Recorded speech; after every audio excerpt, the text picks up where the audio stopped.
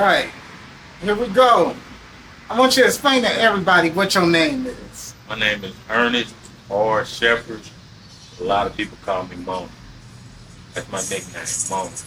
Right, right. How you feeling today, bro? And I'm feeling good, man. I'm blessed, man. Life is a blessing. Yes, sir.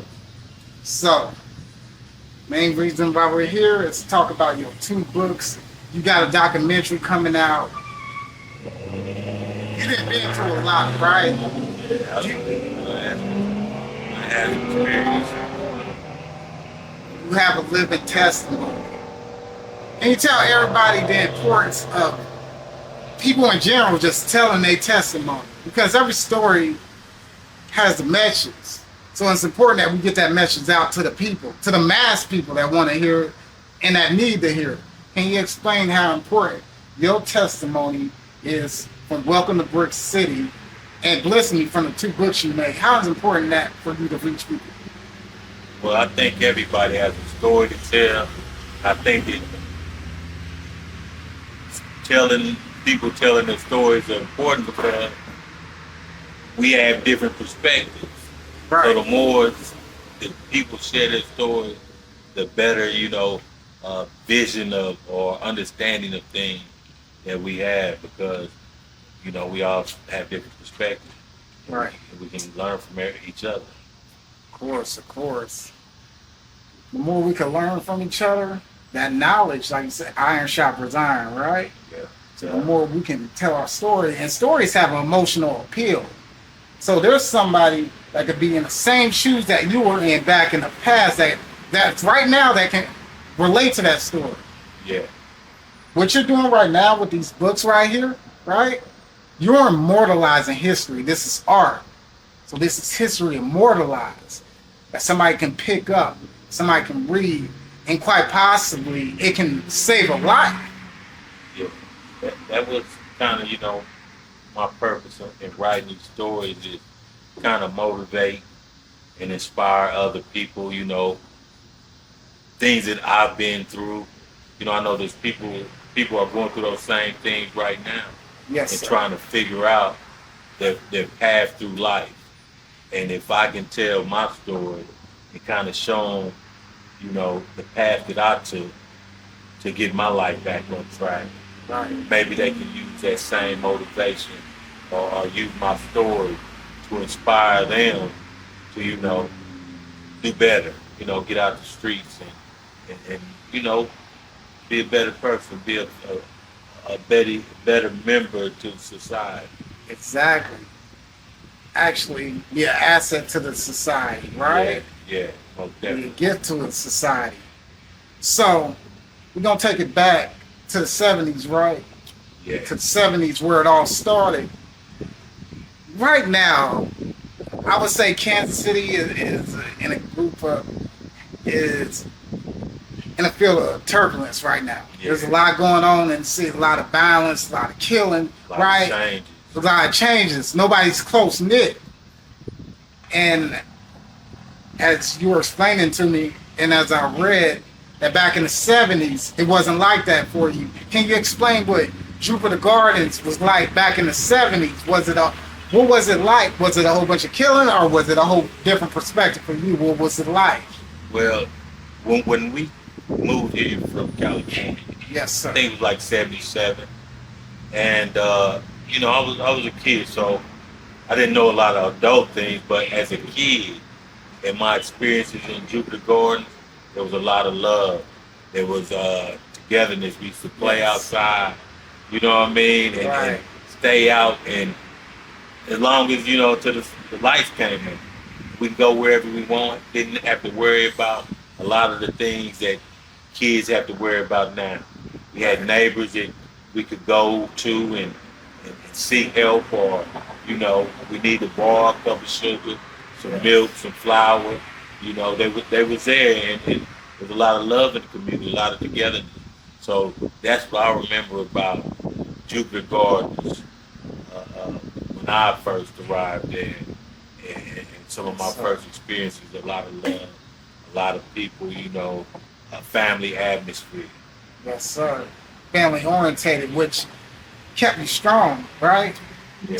So we talk about, and the family had to be strong, especially in the black family, because we talk about in the 70s, you had them Jim Crow laws, right? Yeah. That was already segregated. So if we wasn't together by that time, we would have been killed, Yeah. right? Yeah. Togetherness, it served a purpose when we didn't have nobody but each other. You know, when we start integrating and we could go outside of our community, you know, I think things start to change in that division and that, you know, dilution of the community where Yes, the bond was loosened. But before then, that Jim Crow and all of the things that, you know, were targeted towards people of color, those things kind of brought us together. To me, it seemed right. made us closer because we were behind each other, with each other, and we stood shoulder to shoulder. Talk about that time during harsh racism, right? How did that affect you growing up? Well, I had a few experiences growing up dealing with racism, and to this day, I look at life through those lenses.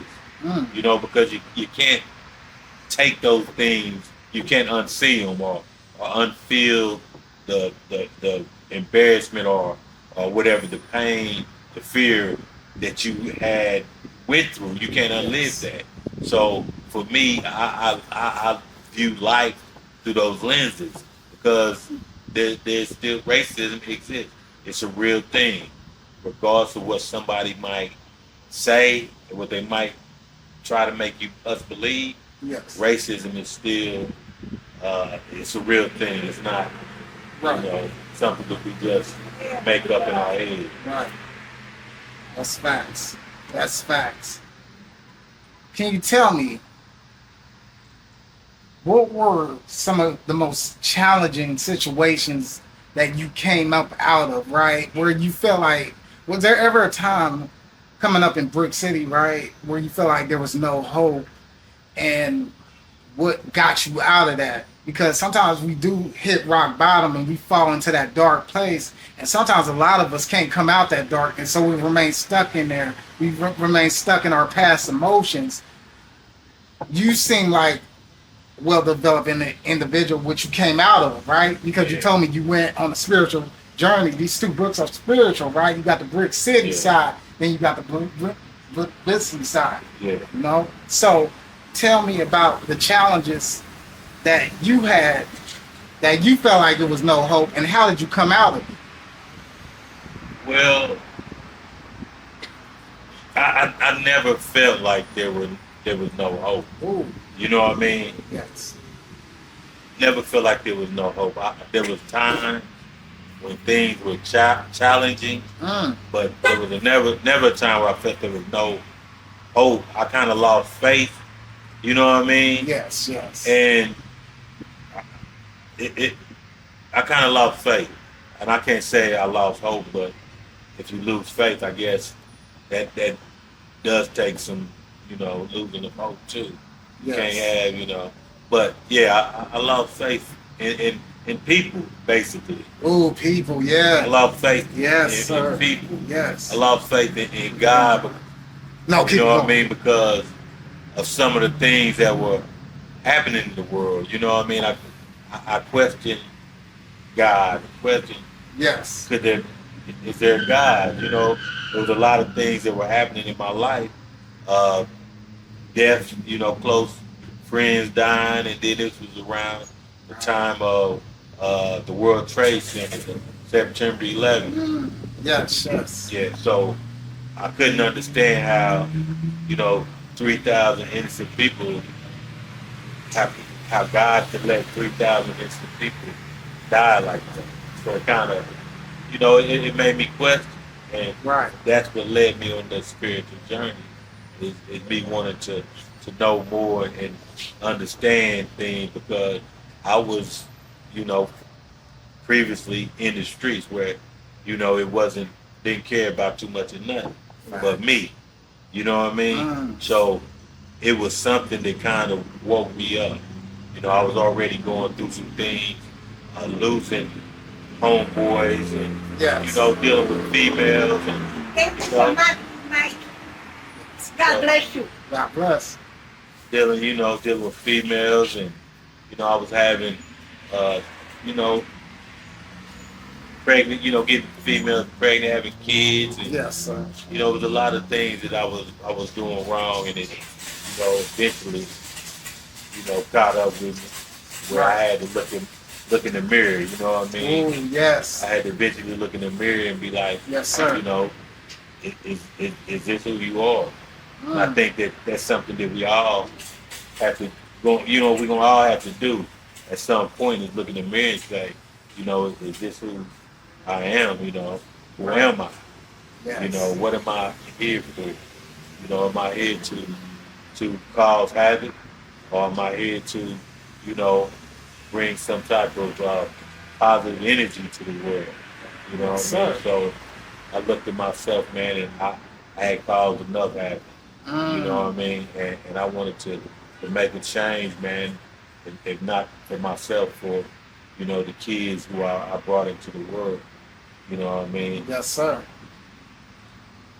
I like that. With people, we have to realize we have to have a deep introspection within ourselves. Because the external world will destroy us, right? Yeah, People care about possession, right? More than purpose, yeah, right? So purpose will outlast possession anytime. yeah, When you got a Moses had a purpose, right? You know what I'm saying? Pharaoh had possession. yeah, Pharaoh had everything. But Moses had that purpose. yeah. And Pharaoh lost everything because he cared about his possessions too much, right? So we can't get attached to the external world Yeah. because there's nothing in it. It's all material. Yeah. It's fleeting. It Yes. can be here today and gone tomorrow. You know what I mean? And that's kind of how you live when you hustling. You know, when I was hustling, that's kind of how I lived. You know, one day you up, the next day you down. It was a constant up and down where, you know, it gets, you know, it gets kind of old sometimes. Right, right. What was that pivotal moment in your life that just made the shift? What year was that where you just decided to shift and just go on a different frequency, go on a different route? Well, you know, No, keep going. it's you know, change is not something that happens overnight, right? So it's really a transition. It is, for me. It started like maybe 2000 where I started, you know, looking at things different. You know what I mean? And then from 2000 to 2003, 2001, it was the World Trade Center situation. Yes.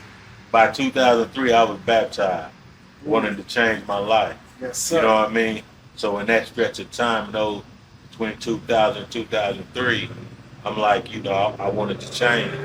But it took me a while to transition to, you know, I'm still changing. Change is not something that it just happens like that. Right. It's something that, you know, I'm trying to change every day. Yes, I'm sir. still changing. I want to be better tomorrow than I am today. Preach, brother. And I know that I'm better today than I was yesterday. Yes. You know what I mean? Because I know the things that I was involved with, the things that I was doing, the people that I was hurting. Right. You know what I mean? So I can say that I made a positive change because I'm not hurting people no more. You know what I mean? Regardless of how much money is being made, I can say that I'm not hurting people. And that was, I think that should be the goal of everybody. Yes. You know what I mean? It is, you know, we all make mistakes, but you can make a concerted effort not to hurt people. Exactly. You know what I mean? We all can make that type of effort, with not, you know, try not to hurt people with the things that we doing. You know, and that's the way I look at things. When people say, you know, right and wrong, you know, who to say what right and wrong is. Yes, sir. You know what I'm saying? My right might not be your right. My right might be your wrong. Yeah. So the way I look at it is, am I hurting anybody by the thing that I'm doing? Right. You know what I mean? I'm not looking at am I doing right or am I doing wrong? Am I hurting anybody? Right. Now, if I'm hurting somebody, to me, I'm doing something wrong. But if I ain't hurting nobody, the government, they make laws every day and change them every day. They gonna tell you one thing is wrong. Right. 10 years later, they gonna say it ain't wrong. So I go off. That's kind of how I stay. I balance myself and stay on, measure myself as far as right and wrong. Am I hurting anybody? If I ain't hurting nobody, I'm just enjoying life. You know what I mean? I feel that. That's very profound if you're not hurting anybody. Right. So you're actually adding value to the community, right? You're adding value to the community with these books, your story. So the thing is not to hurt anybody. We have to kind of go into the law of divine oneness to the point where we're all intricately connected, right? All connected. We're all connected. So if one hurts, all of us hurt, right? So each action actually has a consequence, right? It has a consequence. And it'll come back on you in so many different ways you wouldn't even think of, right? Yeah. Because we're intimately connected. It's one big web. It's gonna go somewhere. It's gonna go somewhere. It's gonna go somewhere. It's gonna affect somebody. Yes, sir. Because every action has a reaction. Come on. You know what I mean? Preach. So Preach. if the action is bad, it's gonna have a bad reaction. You ain't gonna get a good reaction out of a bad act. It's gonna be a bad reaction. Let me ask you this. Do you think chaos is necessary at times? I think that I don't think it's necessary you know what I mean? But you can't have order without chaos. Yes, sir. So it's I can't say that we need chaos, constant chaos. Yes. But at some point there's going to be chaos because you can't have order without chaos. Exactly. You know what I mean? Order comes from chaos. Right. The order that we have now came from chaos. Exactly. You know what I mean? Exactly. So the laws that they have made and are on the books are laws because at some point it was chaos. They had to get under control. Right. Yeah, chaos, it ain't something that I don't think it's something that people wake up and be like, I'm okay. But once you start letting that pendulum swing that way, once we stop trying to be orderly, it's bound to go into chaos. And that's where chaos comes from. It's because we fail to be orderly. We fail to understand that order is needed.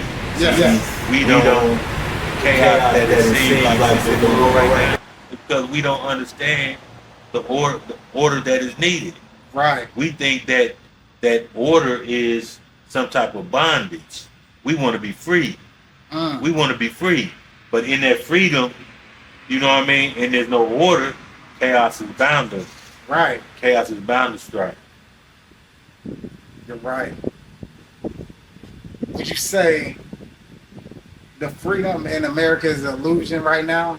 Yeah, it's an illusion. How can you have freedom if you don't have all the information to make a educated choice? You know what I mean? Yes. If you don't have all the information, you can't make a proper choice. So you don't have freedom. Yeah. It's like you said, it's an illusion. Yes, sir. You know what I mean? Because they tell you, that they told you the truth. Keep on. They told you the truth. You know you wasn't free. If you knew the truth, if you knew what they know, they would have no leverage. You know what I'm saying? So by not knowing what they know, they got leverage over it. So you're not really free because they got leverage over it. You can't really do what you want to do because you really don't know what they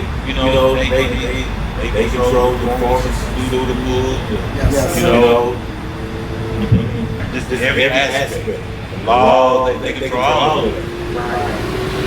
We talk about the performance, right? And even health in general, the health field, the food we eat, right? You know what I'm saying? Highly processed, right? Highly processed. They're draining all the fiber intake, so there's empty calories, so there's no nutritional value in that food, right? So it's made to kill us. It's made to cause cancerous, cancer is within the body, right? So, this being said, they highly educate us on this type of thing, right? What? Just the food system in general, right? When it comes to eating certain foods, right? It's all consumerism. The cheeseburger, all of this, is bad for our health because inflammation within the brain it slows down our cognitive awareness.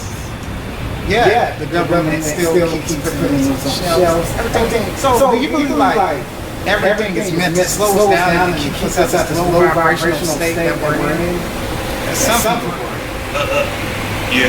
I think that a lot of things are promoted to keep us in body because you have to think about all of the scenes, right? Yes. They pertain to what you see, what you touch, what you taste. So they know how to, they know what gets you. They know what gets you going. Right. So all they have to do is make stuff to target that. They know that you like. They know your body likes sugar.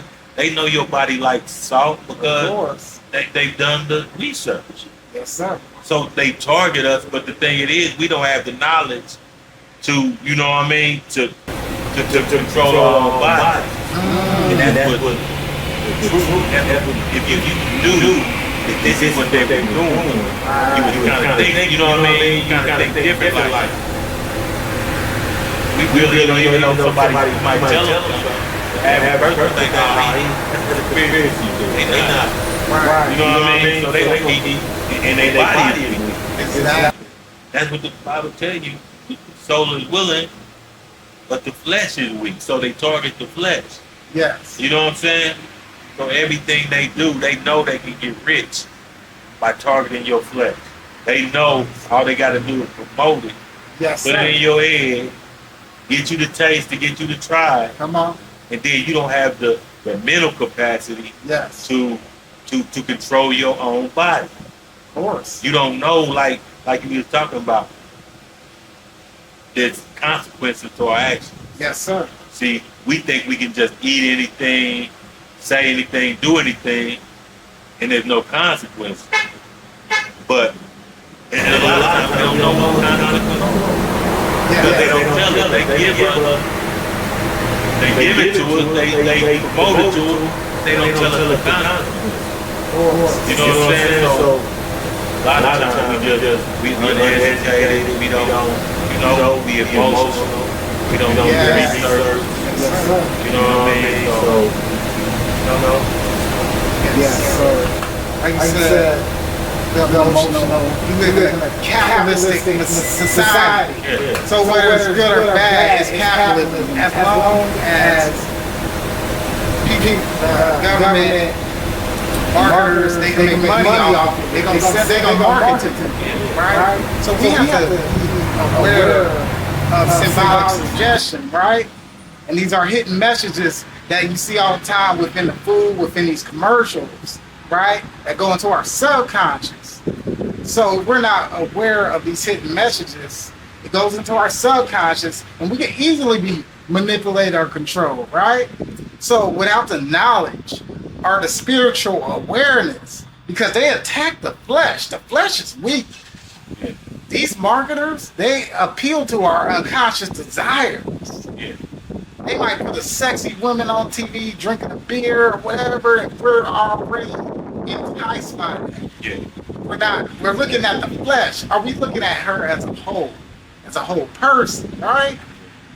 So this is what the media is doing to us right now. It's stereotypes, right? So we as influencers, right? You gotta let them know the real deal. That's why I respect you by putting these books out, telling them story, right? Because the next man, the next woman looking at this, be like they respect rather than somebody who might see on the media who knows it's a total law, getting paid for advertising, right? Get paid for advertising dollars. Say something. This is real coming from you, coming from somebody that been through, so I respect that. The media is nothing. The definition of media is manipulated entertainment designed to influence all. Designed to influence, and that's what it does. Yes, sir.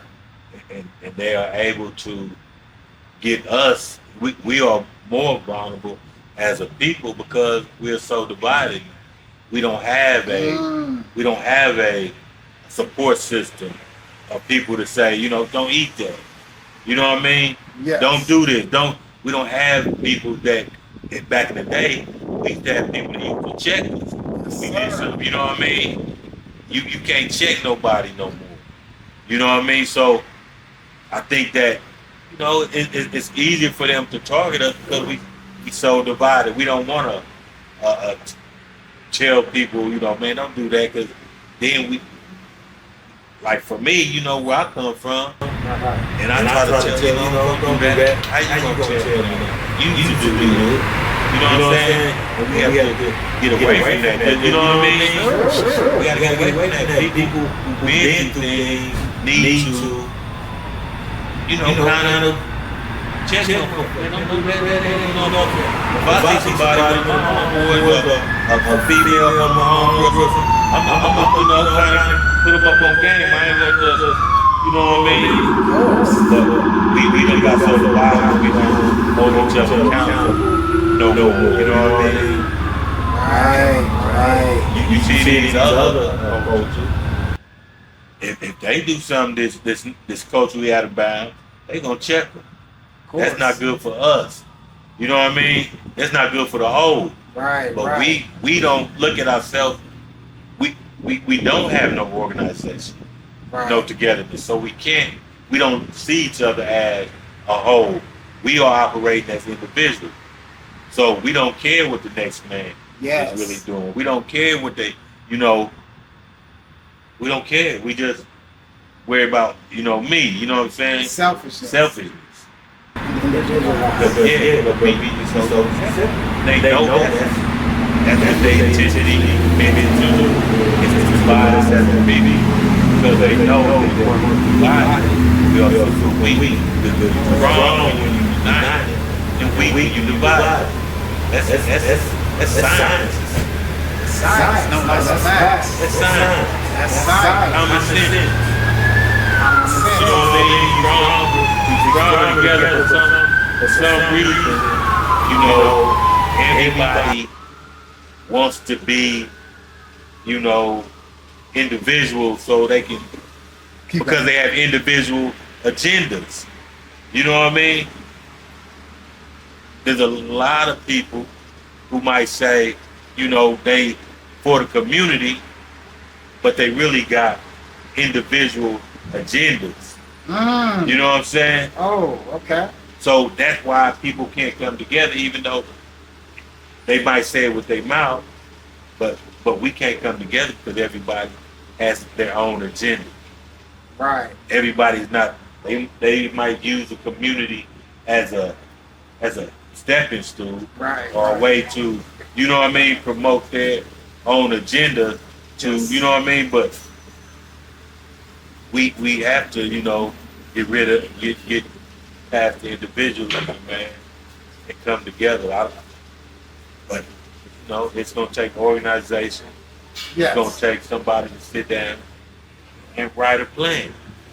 You know what I mean? Write a system for it. Right? Yeah. Just like you wrote the outline. Of course.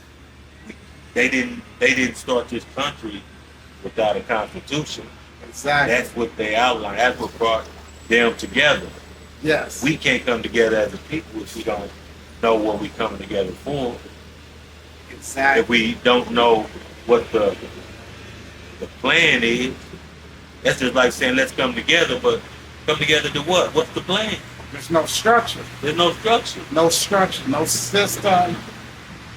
Words. Yeah, right? There's no, like I said, there's no jurisdiction, no rules of regulation. Nothing. Before any system or even business model can be set up, there has to be a plan of action written down. A thought doesn't become a reality unless you've written down. This brick city was a thought in your head, right? Yeah. How did it become a reality? You written it down. Yeah. You had an outline. You had a format. You had structure. That's right? That's what it's going to take, man. That's what it's going to take for us. Is to somebody, whoever, you know, and like I said, there's a lot of people that's out here wanting to be leaders, but they're really promoting their agenda. Because if you're going to be a leader, write that plan down. Yes, sir. Organize, get the people together. Yes, sir.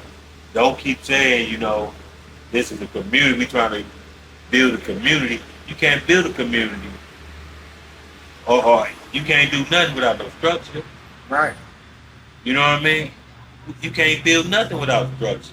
So all of this, you know, all the things that we are out here doing, we are doing them individually. But if we was together, it would be so much more impactful. But because we don't have a plan, we don't have a leader, Right. we don't have a plan, we all just out here doing our thing. You know what I mean? Our own individual thing, and it's we don't have enough power yet. You know what I mean? We ain't making no moves to be out here individually doing things. Yes, sir. It might be good for your, you know what I'm saying, your brand or your ego, but I'm talking about as far as the community. Right. You know what I'm saying? When we see our community dying, you know what I'm saying, for the northeast end of Kansas City. Exactly. We watching it die, and Watch then it. you see people, you know, doing things, but ain't nobody coming up with no plan. You got all these churches, all these community leaders, Right. all of these, you know what I'm saying? Right. And you can't do it within the system because the system wasn't designed for us. Right. So you can't be, you know, do it within politics. You can't do it because a politician said we for everybody. We can't just focus on this one group. Right. We are politicians for everybody, but we need individual. You know what I mean? We need specific focus on our community, Yes, sir. and that has to be, you know, from the community, From the community itself. from the community Right. itself. From the community itself. How important is the black man and the black woman, right? Because let's face it, the world is against us, right? You know what I'm saying? Let's face it. The black man, the black woman is the most hated person, but the most loved person at the same time. Yeah, The most copied individual, right? yeah. We drive the economy, They right? not like us. Ain't that what they say? They not like us. They not like us. They not like Come us on. because when you are going through struggles, Yes, sir. it makes you stronger. Yes. It makes you think more because you know what I'm saying. You thinking how I'm gonna get out of this struggle, so you gonna go invent something. I like that. You know what I'm saying? Come on. You gonna go build something. You gonna go make something because you trying to get out. Yeah. The person that's already made it, they not that. You know what I mean? They comfortable. They don't have. They comfortable. They comfortable. You know what I'm saying? And we, the reason why, you know, we kind of messed up because we don't have nobody. Everybody feed off us. We spend our money with everybody. But we can't feed off nobody but each other. Exactly. You know what I'm saying? We can't feed off nobody else. We don't have another group below us where we can get the money and bring it back up. So while everybody else is getting it from us, we can't do nothing but get it from each other. We can't do nothing but try to, scam and scheme each other, steal it from each other. You know what I mean? Cannibalize each other because we don't have nobody else to get, money. We don't have an economic base. Right. So until we are able to stop trying to sell to each other, come together and market to these other people. See, that's the money, we need to be getting. Not just, because we don't have enough money to be eating off.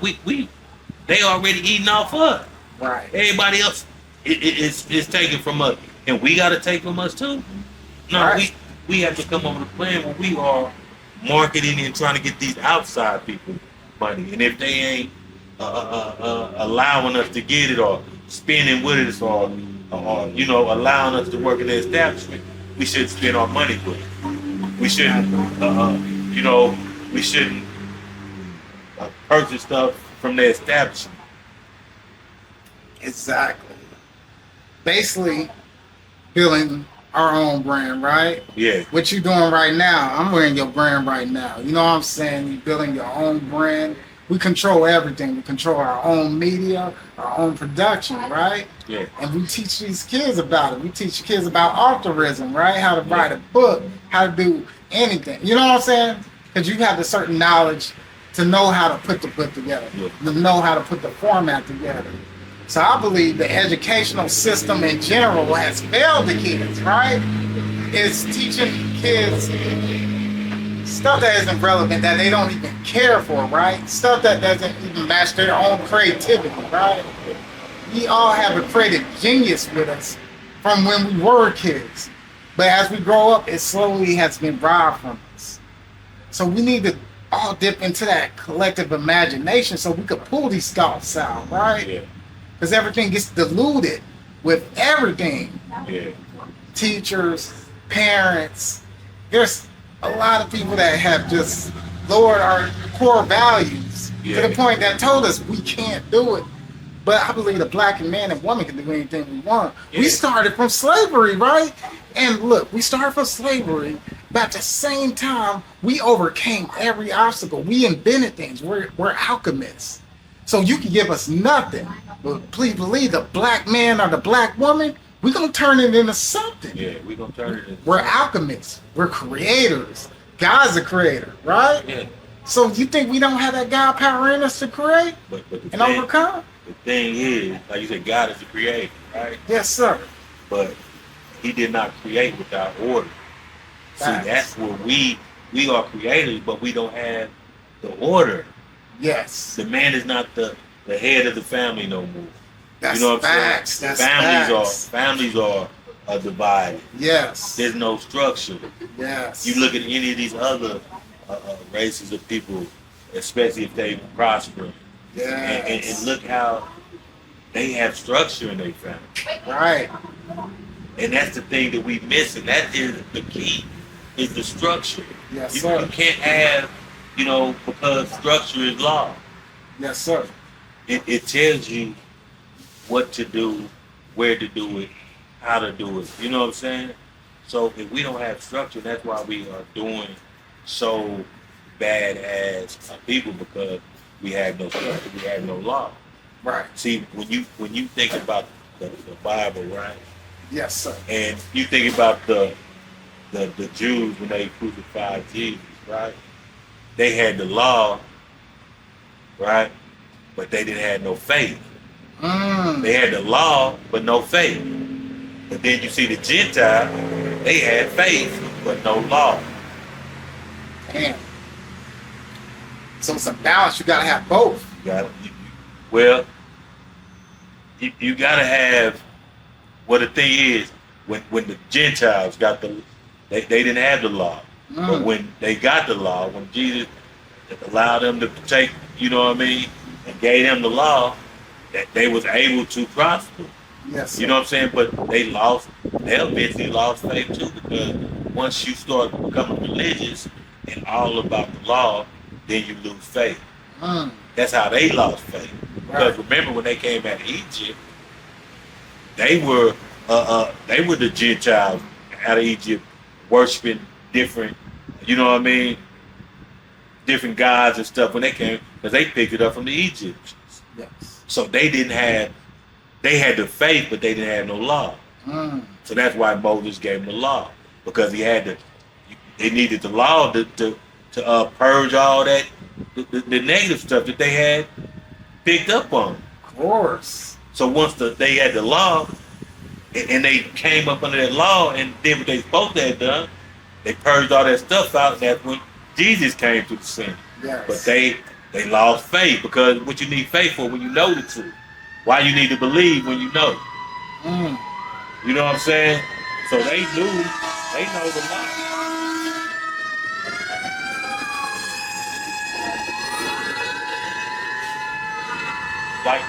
Like the say for instance, like the Jews now. They have the law, but they don't have the faith. They got the law, but no faith. Like America, we got law, but we don't have no faith. Yes. And that's just, you know what I'm saying? When you look at it like that, we have to, we got faith, but we don't have no law. But we need the law.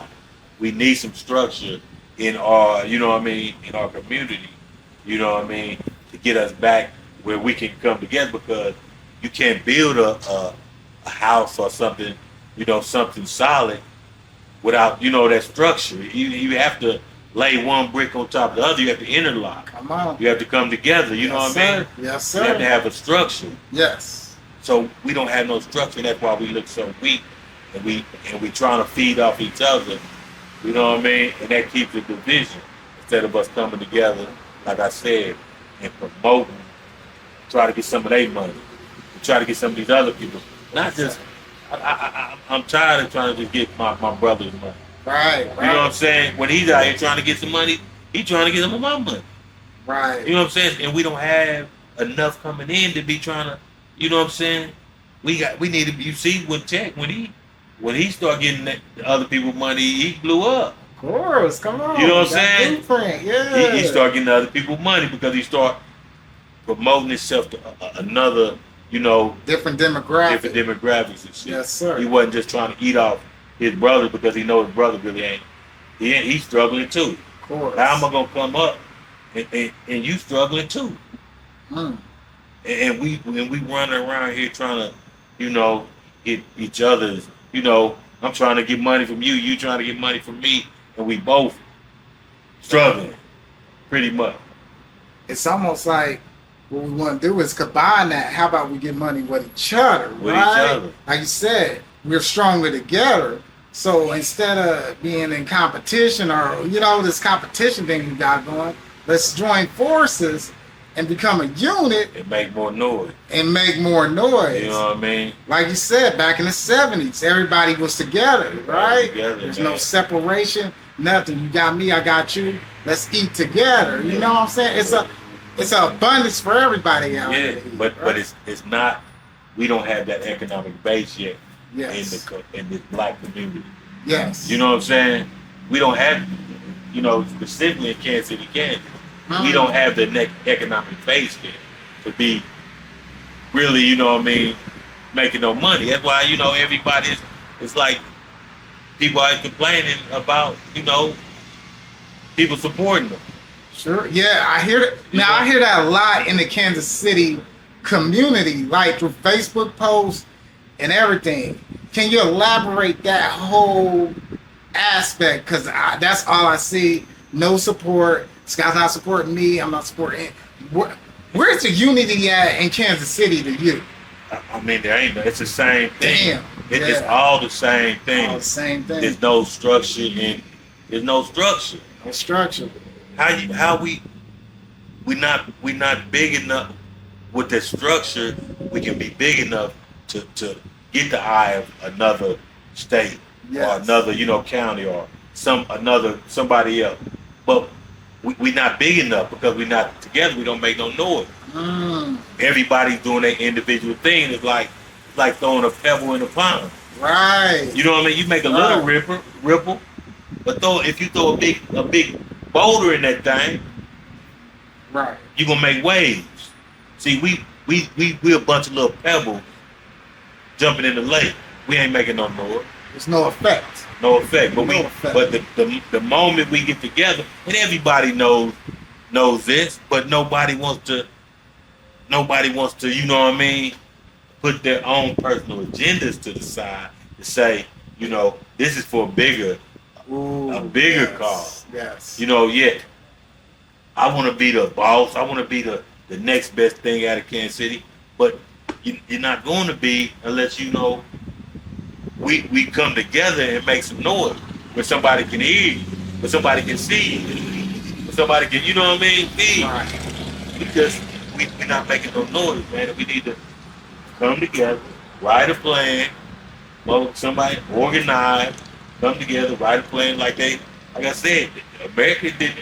You see them still talking about doing away with the concept. That's what's been holding this country together is the concept. It's something that we can look at and be like, okay, this is the, you know what I mean? This is what we doing. Right. This is the game plan. Okay, we gonna utilize these tools they give us, social media, whatever. Okay, Of course. we to get everybody. See, if somebody not liking your shit, you ain't gonna like their shit. You know what I'm saying? It's just natural that, you know what I mean? Motherfucker ain't liking my Natural shit. human Yeah, you know what I mean? behavior. Just Yes. human behavior. Yep. Motherfucker ain't liking my shit. I ain't gonna like their shit. Why should you? They not, you know what I mean? If they gonna be selfish, why not? So motherfuckers have to put a plan. Okay, everybody, if these people, everybody gonna like everybody's shit. Yep. Whether you like it or not. You know what I'm saying? Because this is what's Love. best for all of us. Yep. Not because it's, you know, it's not no politics. It's just, this is a mechanism we need to use Come on. to make this, you know what I'm saying, to make some stuff happen. You have to make it, we have to start making things look, it's promote, just like you said, the media. We have to utilize the shit we have. Of course. Of course. And I don't think we're doing that, you know what I mean, to our ability. Like I said, you see everybody got talent, but everybody ain't got all the talent. Right. Now one person has all the talent, One person can't do it all. one person can't do it all. So we have to be able to come together and make you do this, that guy do this, There you go. and make it beautiful. You know what I mean? Foundation. Like a Make it business. beautiful. Yeah. Everybody has their own different form of skill set, Yeah. right? You the author. I'm the videographer. Yeah. You got a singer over here. Okay, bring her to the thing. Everybody has their own. And like you said, when those combine together, those pebbles combine together, It makes, it's a big splash. makes a big splash. But people just Mm. they don't want to. They have personal agendas, and they don't want to put their personal agenda to the back for the Yes. good of the whole. Yes. That's, if it's not for the good of the whole, it's not right. So, do you believe people put emotion over business? I believe. I mean, I can't say all the time, but I believe that we are. You know, we have a tendency we can be emotional because we don't know how to be rational and logical. Mm. Because that ain't what they teach us. They don't teach us to be Yes. rational and logical. They teach Yes. us to be emotional. Yes. Church, religion is an emotional thing. It's Yes, not sir. a logical and rational thing. They don't even teach you that in school, how to be Emotionally logical. intelligent. Yeah, they don't teach you how to be, you know, logical about the decisions you make. Exactly. Because they want to keep us in a reactionary state, Yeah. right? When we're in a reactionary state, our frequency is hella low. We're easily controlled Yeah. because we're constantly in a flight response. Yeah. So we're constantly on edge in survival mode. So somebody could say something, we just reacting to it. So we constantly are reacting to the world around us rather than taking a chance back to actually critical think Yeah. and observe our emotions and observe like, okay, why am I feeling this way? I don't really have to react to this motherfucker like this, Yeah. right? I could critical think and let this motherfucker be, you know, Yeah. and live another day. But people are constantly in such a high reactionary state to the point they're letting their emotions take over their rational and logical thinking, and that's where the problems come in. Yeah. Because now you're in a decision-based area where you regret. Yeah, you're not thinking of the consequences. Yes, sir. You know what I mean? And that's what, growing up, before I had got a better understanding, I know that's how I was operating. I was operating off of emotions. I wasn't thinking logically. You know what I'm saying? It was all about emotions, reacting to things. Yes. And that's how we go through life, is reacting to things. Instead of thinking, how to do things before they happen, where you don't have to react, where you can think ahead and be structured in the way that you're moving out here, where everything is not a reaction. I get pulled over. I don't have auto insurance. You know what I'm saying? Right. So now you're going to get a ticket. Now you're going to get a ticket you can't play. Now they're going to suspend your license. Sure. So now you're reacting to all these things instead of being logical in the first place. Okay, this is the law. Facts. If this is the law, then I have to do this because, you know what I'm saying? There's going to be consequences. Of course. If I don't do this. You know what I'm saying? And they sometimes they make these laws because they guardrail.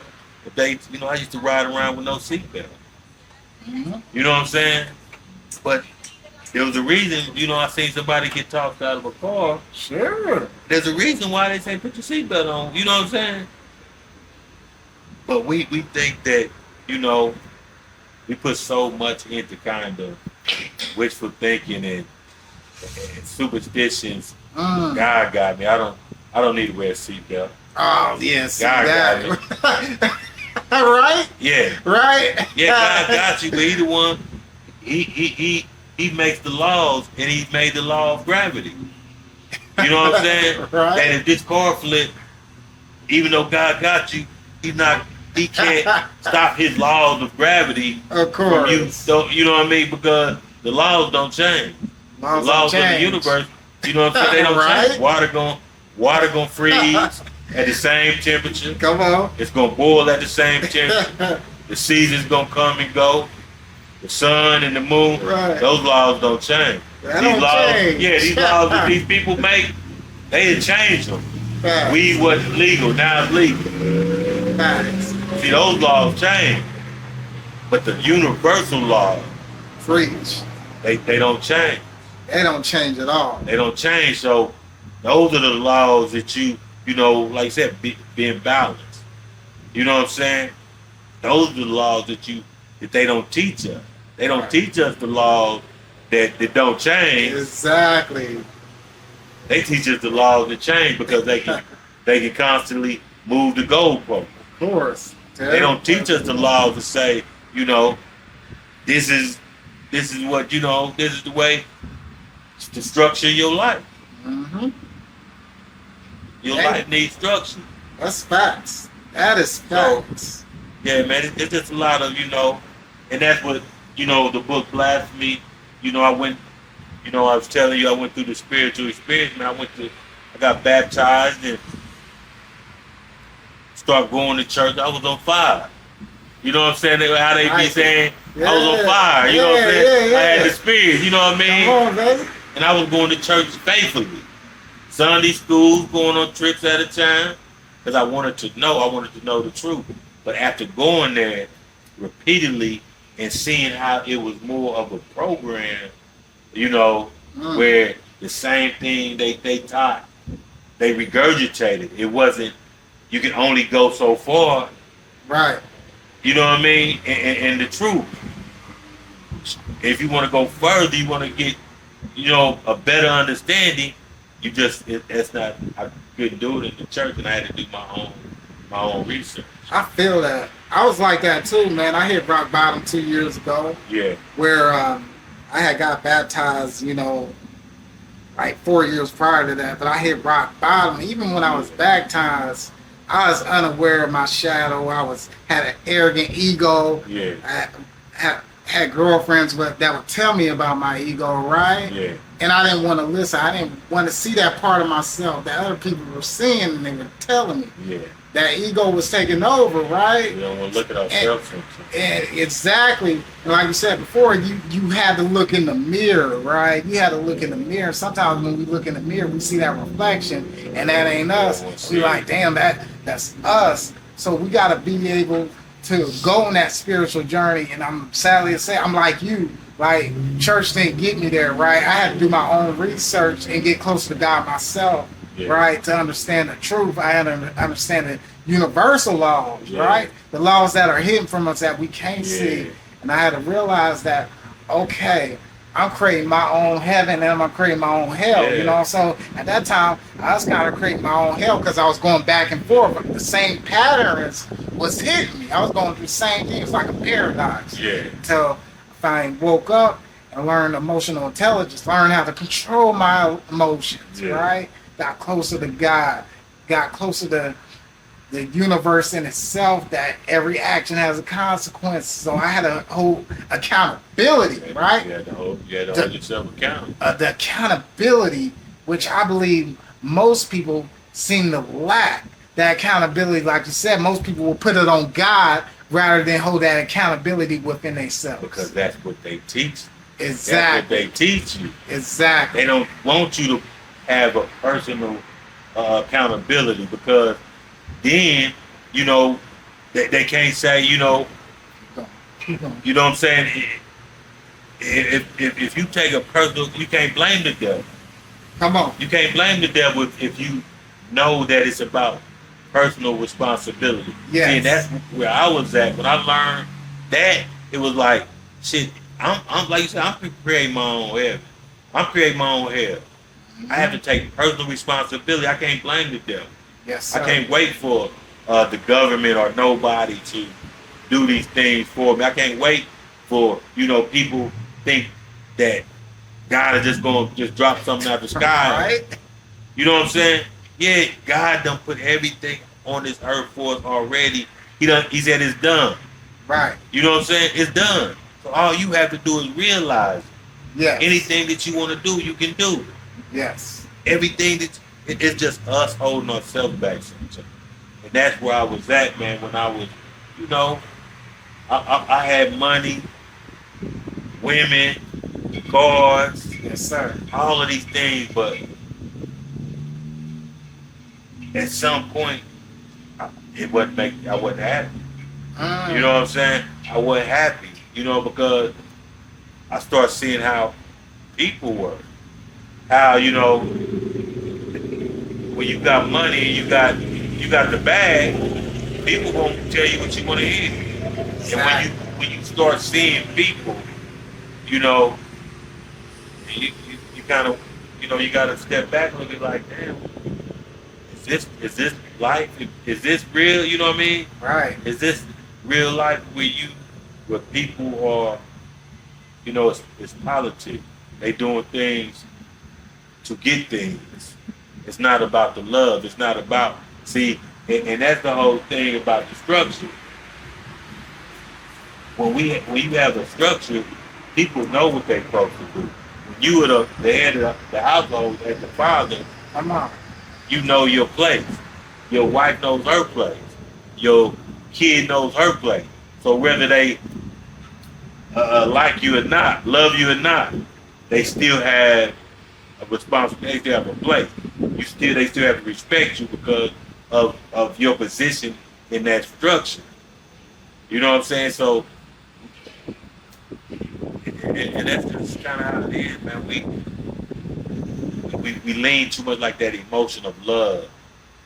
What is your you know, what is your position in my life?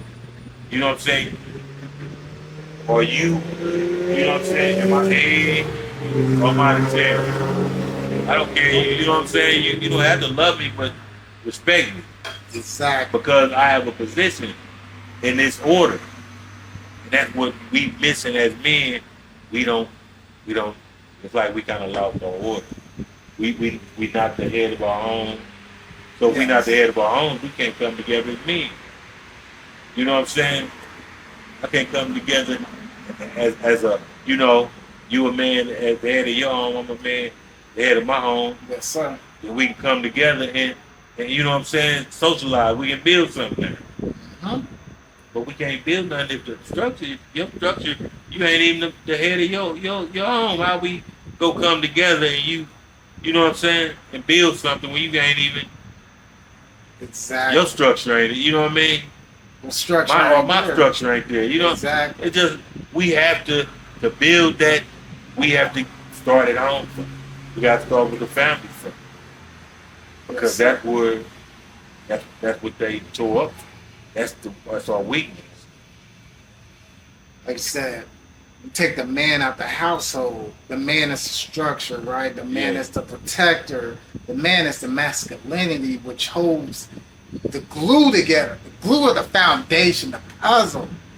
You take that man out, and now everything is just this gender war, right? Where you have women saying, I don't need a man, or a man even saying, I don't need a woman. And, you know, I'm like, shit. No, like you said, the art of unity. We're stronger together. Yeah. So they want us to be separated. They want us to have these gender wars. You think other races are having that shit? No. No. You think other races are, we argue about the most pettiest things, right? Because like you said, the system is designed to keep us separated, right? And to keep us arguing and fighting with each other. Yeah, it was designed to destroy that shit. Yes, sir. From the time when they, kind of, you couldn't have a man in your home if you were receiving government assistance. Yes. I remember though, I was being raised in them times. And in the projects where you had a majority of single mothers raising families. You might have a few dads here and there, but it was a majority of single mothers. Yes. You know what I'm saying? And that's kind of when that structure broke down. Because, like I said before that civil rights, the integration, families were together. When did that pattern start to shift? Because I was reading, like I said, back in the 80s and 90s, what was that big shift? When did it hit you? Was it in the 80s or 90s? Because I remember the crack epidemic, a lot of shit was going on, the gangs, everything, man. Like, what was that like in Kansas City at that time? Well, my mother, like I said, this was 77. My mother left my father because he was abusive. He was abusive. Imagine any black man who that was going through discrimination, and you know what I'm saying, in that time when you think about the 70s and what black men had to go through then. People call them boy and nigger, and then you got to come home and deal with your family and your wife, and that's stress. I think about my dad. He probably was stressed out. No wonder he was getting drunk and come home and beating on my mama. Yes, sir. He felt like a man. It probably made him feel out in the world all day, and they made him feel like a boy. He won't feel like a man. So he come home, get drunk, beat on mom. But mom's like, I done had enough of it. I love you, but I gotta go. I can go to Kansas City, get on some of this welfare. You know what I'm saying? When they telling you can't have a man in the house, I can go get on some of this welfare and leave you, and I'll be okay. Right. Or at least I, think I can try to make it. They gonna give me a little something, food stamps. All I gotta do is not have a man in the house, because they're already working on the man, giving him, not giving him the best job. Right. You know what I'm saying? Targeting the same way they target us with the food. They was targeting with the drugs and the liquor and the, cigarettes. So they was going through their own thing. But like when we came here, like I said, it was a lot of love in the community because you had a lot of women. There was a lot of women. It was some men, but there was a lot of single mothers raising kids, and it was a lot of love. Because, it was kids and women. Right. You know what I'm saying? There was some gangsters, there was some men around coming through the back door, some gangsters, There was some gangsters, mama had a couple gangsters come through. You know what I'm saying? You know what it Bought me, bikes and try to get, you know what I mean? Yeah. But for the most part, it wasn't men that were coming in to make that structure, to make that family structure. There was a lot of men coming and doing their thing and moving and grooving. But after that, around that time, you had the Vietnam War, '69, and all that. So Yes. it was a lot going on for black people. A lot of changes, civil rights, integration, all that stuff. So there was a lot going on. And then the drugs came, and like for me, it was like '87. Crack came, and that changed the game because now, people for me struggling. I had a job. My mother. I'm the only boy or the man. I was the man of the house at 10, 11. Yes. You know what I'm saying? I got 5 sisters, so at 10, 11, you the man of the house now. So I'm feeling the pressure of wanting to help my family because I'm the man. So I'm working at 13, 14 years old at the State Avenue Fish Market. You know what I'm saying? It used to be State Avenue Mad Jacks now. Yeah, but I've been working, cutting fish, cleaning fish. Yeah. At 14, mom's got, 14. helping moms out a little bit. Yeah. Then got a job at the truck stop. And that was '87, man. And, the boys was coming from California. Right. Drip blood. The drugs was coming. Yeah. And colors. And it changed the game. Right. We start getting money and things. The closeness of the community started to change because that money was introduced. Right. The jealousy, the drugs, the guns. Yeah. All of that stuff was introduced to my community, and things started to change. We, the kid that I was, I was a shy kid. You know what I mean? I was a shy kid, and and once the drugs came, I turned into a whole different beast. You know what I mean? Right. So, and that lasted, it lasted a few years, man, but just doing the same hustle. You know what I'm saying? And it seemed like it was fun, but then when you get to losing friends and, people get to shooting at you, get shot a few times, you get to have a kid, and you get to thinking about, people other than yourself. And it kind of, for me, I kind of, like, man, I had a couple stints in prison. But, yeah. What was one of your hardest losses you dealt with? Like, one of your hardest losses as a friend, you dealt with? Well, one of my hardest losses, and not as a friend, but I went to prison one time. And while I was in prison, my girl had got pregnant, before I went. But before I got out, the baby had died, and it really, damn. And it really hit me, man, because it's like I never got a chance to hold her, So it really, that right there, that was leading up to like all the things, and I lost my homeboy Frank Nitty and saw how, people didn't even really, it was just like it was just another day, man. I lost a friend, and it just all type of shit started piling up, man. It was just this life ain't really all that, I done got into something that really ain't got no good end to it. There's no return investment out of it. Yeah, there ain't no good end, you know what I mean? Right. People dying and people going to jail. That's all it was. And I didn't want to die, I didn't want to go to jail. So I went to prison. Last time I went to prison, I went through a program.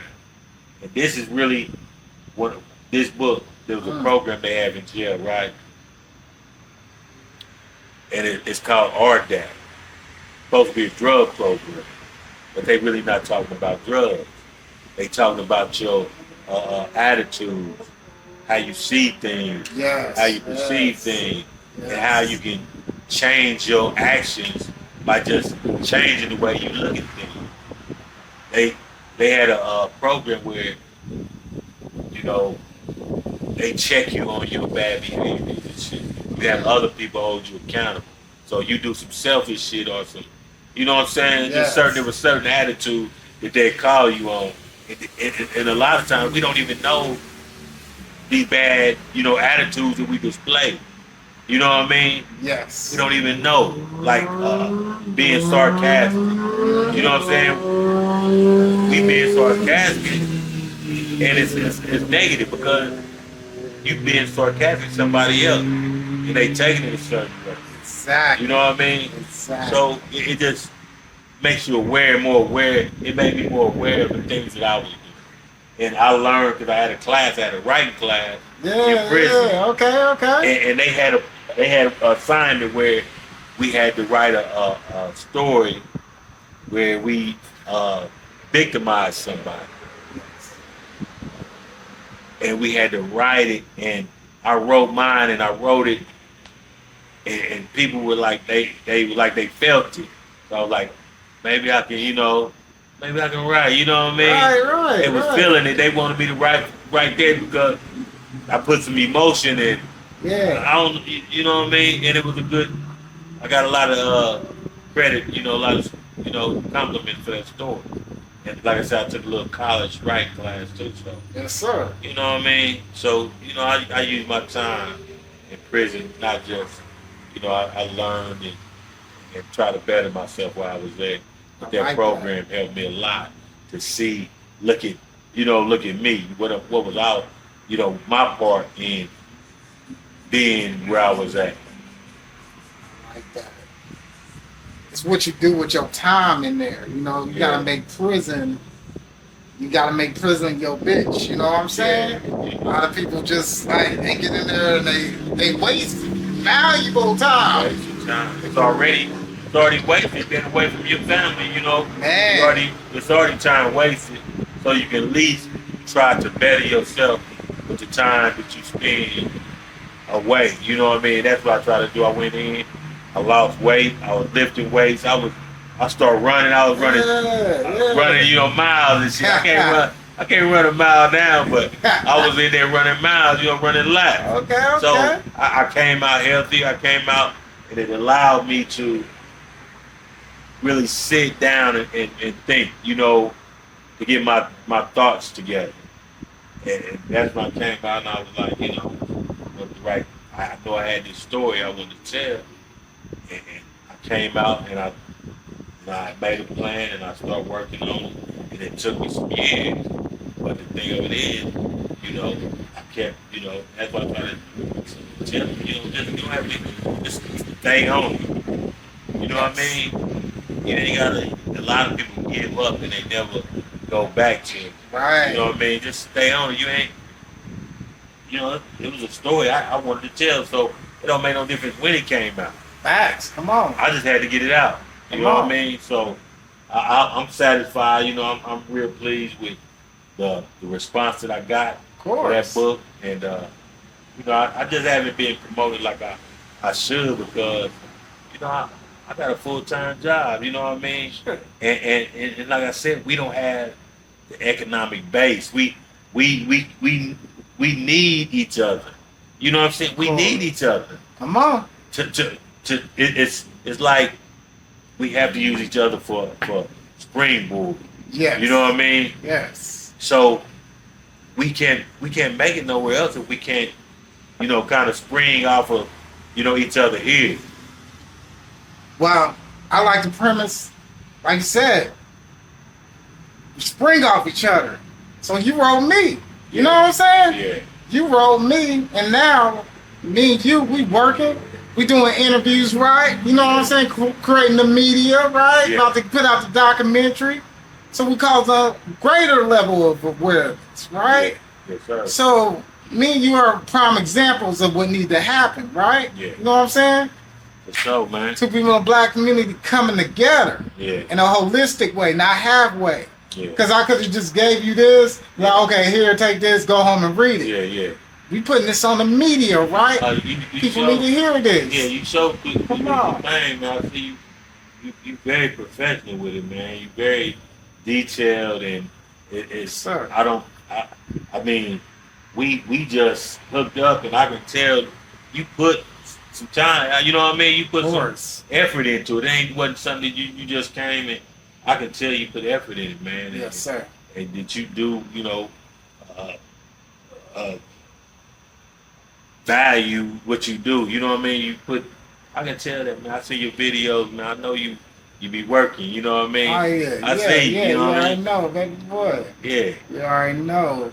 Like you said, the main goal is to come together as a holistic way. Yeah. You know what I'm saying? So we can tap in to the older generation, the mid generation, the younger kids, everywhere. You know, so our actions will speak, right? Yeah. Things we do will speak. It travels in time. When you create art, it's gonna live forever, right? Yeah. It's immortalized. So we're nothing but artists right now, painting a picture. Yeah. Painting a picture. This is all a picture, man. This is all God's works happening. We're creators, man. Yeah. And every time we speak, every word we speak in this interview, it's powerful, bro. It's powerful. It's something people need to hear from your experience, right? Yeah. My experience from the book, right? Yeah. Bringing awareness to the book.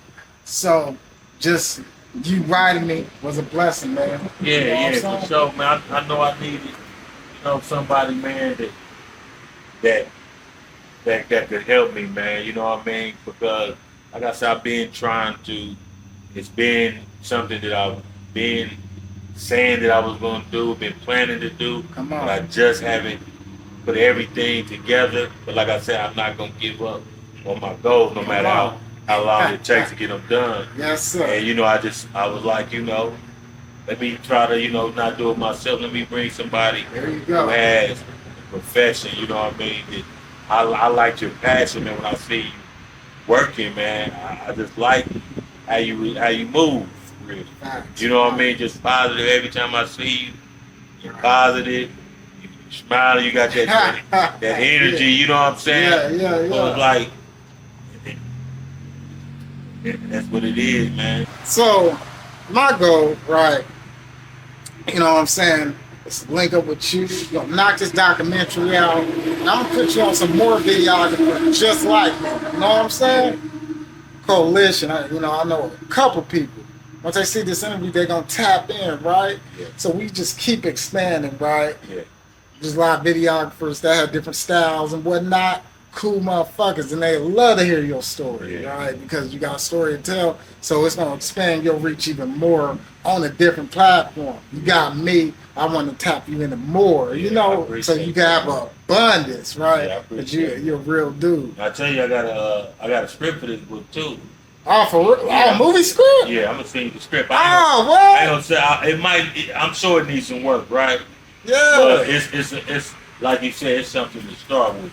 I like to be able to, just shout, let people check it out, man, and we can anybody that's willing to do a movie or check the book out, man, and check the script out, man, and anybody or yourself, man.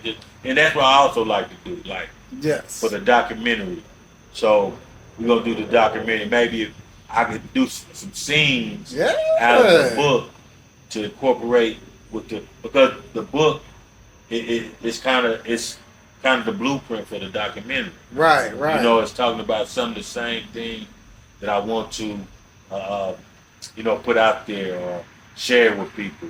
As far as the policies because like I said, they say that we are products of our environment, but our environment is a product of the laws and the policies that have been enacted by the government. So if we are products of our environment, then all they got to do is manipulate the environment to get the product that they want. You know what I mean? Yes. So I think a lot of times we just not aware of a lot of things. Mm-hmm.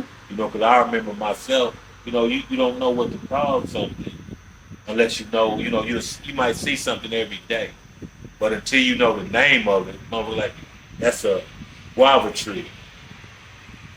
Now you can associate what it is that you're seeing or what you're feeling with the word. Exactly. You know what I'm saying?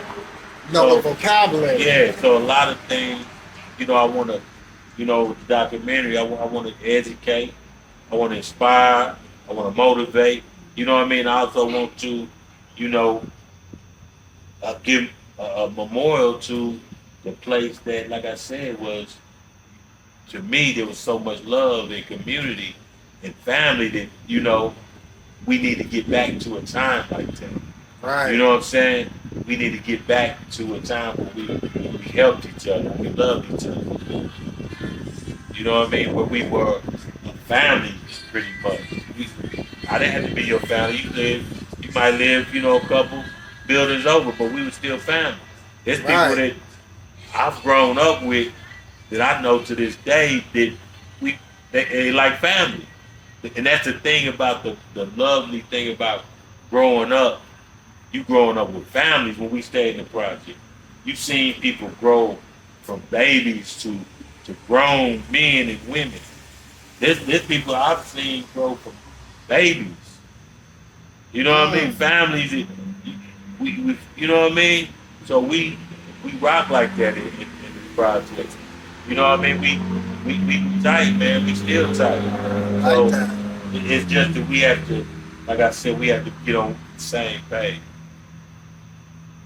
That's facts. That's facts. You build an emotional connection with these people. You know what I'm saying? man. Came up with them. Still Broke there. bread with them. Right. You know what I'm saying? Right. We look at that whole aspect, man. Brick City. You know, Brick City. If you could define that in a paragraph, you know, a short paragraph summary, how would you define Brick City to a person that doesn't know nothing about it coming up? Well, Brick City, you know, it is a surname or a nickname of what they, you know, like I said, when I moved there in like 77 at 10 years old, they called it Brick City because everything was made of bricks. The buildings, the streets, everything was red brick. So that's where it got its name from. But we moved away from that when the drugs and the gangs came. We moved away from that close-knit community and we became something, you know, something else, something, the selfishness, you know, our selfishness. We start exposing our selfishness when we start getting money and you know what I mean? So, Brick City to me, like I said, it's, let's get back to when we were family. That's what kind of, you know, let's get back to when we were together. When we had unity where we can depend on each other. You know, if I needed something, you would, you know, help me out. If you needed something, I help you out. You know what I mean? Where I knew your mama, you knew my mama. Yeah. You know what I'm saying? It was a different time then, and I think that was kind of the best parts of my life when it was them Brick City days when we could play out. You know, we making friends and like I said, I have friends that I am best friends with today. People I grew up with, and I'm in my 50s. You know what I'm saying? 40-year friendship. The people that I've met in Brick City. So Brick City, it you know, a lot of people might not say it, but a lot of people got their start right down there in the project. That's facts. That's facts. A lot of people That's facts. all over, and they move, and people that have moved out and done well for themselves. You know, come from them projects because those projects made, you know, it grew you up. It was something about them projects, man, that made me who I am, and I know it made a lot of other people who they are. And there's a lot of good people, man, that came up out of there, and I just want people to know that we were here. You know what I mean? Yeah. They might gentrify. A whole nother culture might come in there. Facts. You know, nothing ever stay the same.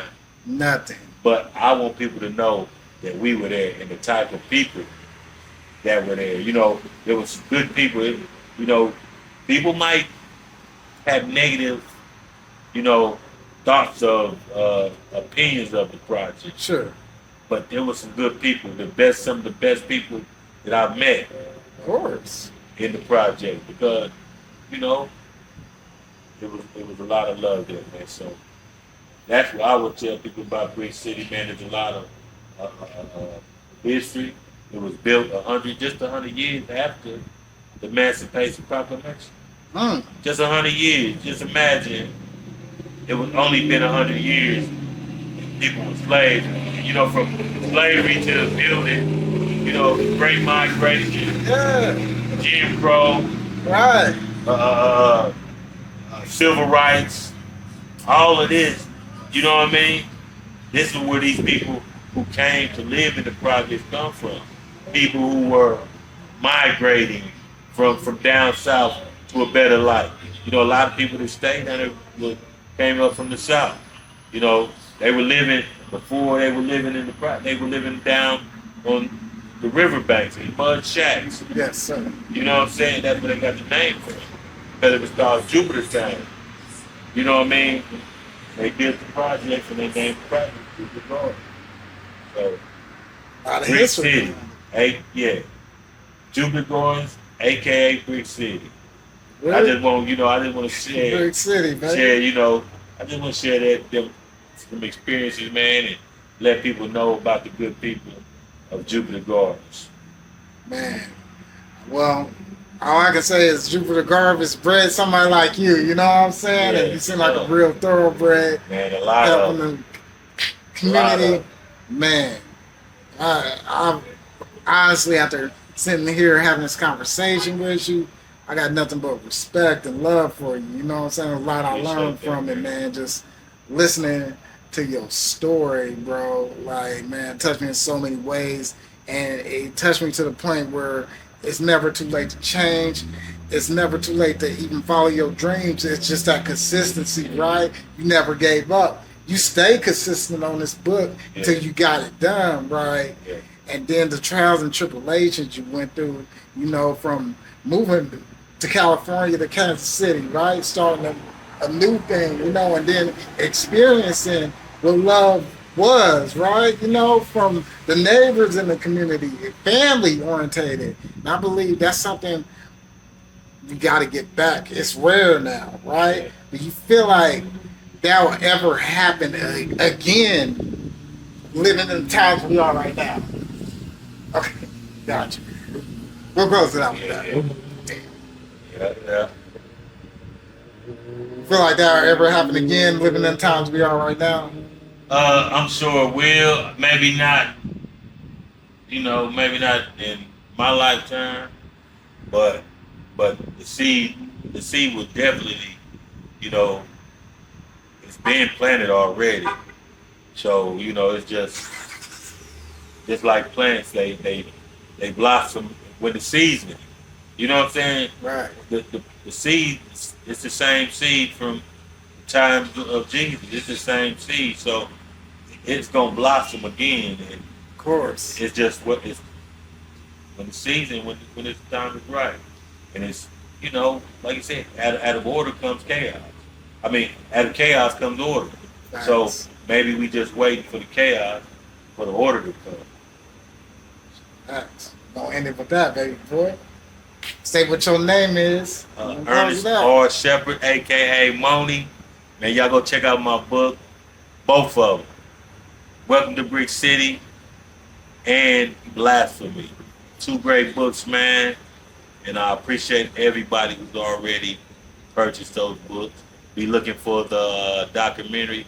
Got my man Terry here, you know what I'm saying? Yeah, The legend, yeah. man. Yeah. So y'all be looking out. Hey. All right, good shit, baby boy. That was good. That was interesting.